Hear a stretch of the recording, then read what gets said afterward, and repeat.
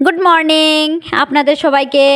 তো আজকে যেমন রোজ দিনের মতো সকাল আমি 6:30টায় ঘুম থেকে উঠলাম। ওঠার পর ঘরের অনেকগুলো কাজ ছিল, যেটা কাজগুলো গুছিয়ে নিলাম।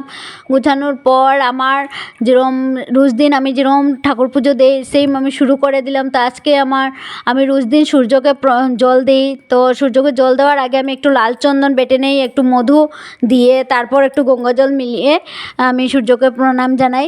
তো সূর্যকে প্রণাম জানানোর পর আমার ঘরের ঠাকুরদেরকে পুজো দেওয়ার সময় হয়ে গেল। তা আমি শিব ঠাকুরকে স্নান করে নিলাম ঘি মধু দিয়ে। তারপর একটু জল দিয়ে স্নান করালাম।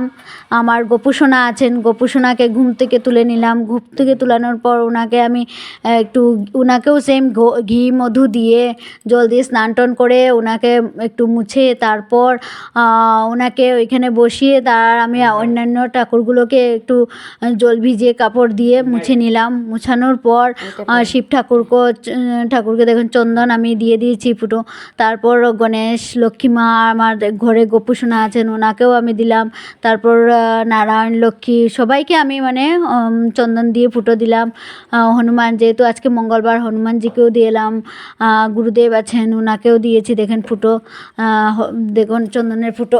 আমার ঘরে দক্ষিণেশ্বরী কালীমা আছেন ওনাকেও দিয়েছি। তারপর লাল সিঁদুর দিয়ে হনুমানজিকে আমি লাগিয়ে নিলাম। তারপর আমার যেরকম যাদেরকে আমি লাল সিঁদুর দেওয়া যায়, যেরকম লক্ষ্মী মাকে দেওয়া যায় ওনাকে ফুটো দিয়েছি। তারপর দক্ষিণেশ্বরী কালীমাকেও দিয়েছি সেম দেখেন আমি। তারপর গোপুসোনাকে আমি কাপড় পরিয়ে নিলাম। কাপড় পরানোর পর ওনাকে যে মালা টালা আছে ওগুলা পরিয়ে ওনাকে ওনার স্থানে বসিয়ে তারপর ফুল দিলাম শিব ঠাকুরকে, সব ঠাকুরকে দেখেন অল্প অল্প করে ফুল দিচ্ছি, নারায়ণকে দিচ্ছি দেখেন। তারপর আমি লক্ষ্মীকে বলে সবাই যে সাদা ফুল না দেওয়ার জন্য, তো আমি একটা ফুল দিয়েছি যেটা নয়নতারা ফুল বলে ওইটা দিয়েছি। তারপর ওনাকে আমি সাদা ফুলও দিয়েছি, যেহেতু বিষ্ণুর প্রিয় হয় সেটার জন্য আমিও ওনাকেও দিয়েছি।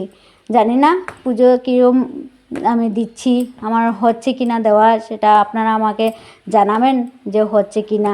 তো যেইভাবেই আমি পারি, আমার মন যেভাবে বলে আমি করে নিই।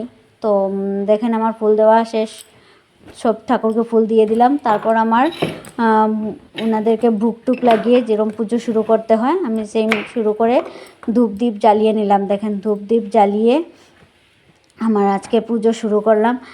এর মিডিলে দেখেন আমি লাল ফুলের যেরকম সাদা ফুলের মধ্যে হনুমানজিকে একটু ফুলের মধ্যে সিঁদুর লাগিয়ে ওনার চরণে দিয়ে দিলাম।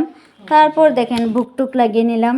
লাগানোর পর আজকের পুজো শেষ করলাম ধূপ ধুনা জ্বালিয়ে। দেখুন আজকে আমি দেখুন ধুনা জ্বালিয়েছি, যেরকম চুলা দিয়ে ধূপ দেনা কর্পূর দিয়ে ধুনা দিয়ে আমি আজকে ধুনা দেখালাম ঠাকুরকে। তো দেখেন আমি আরতি করছি।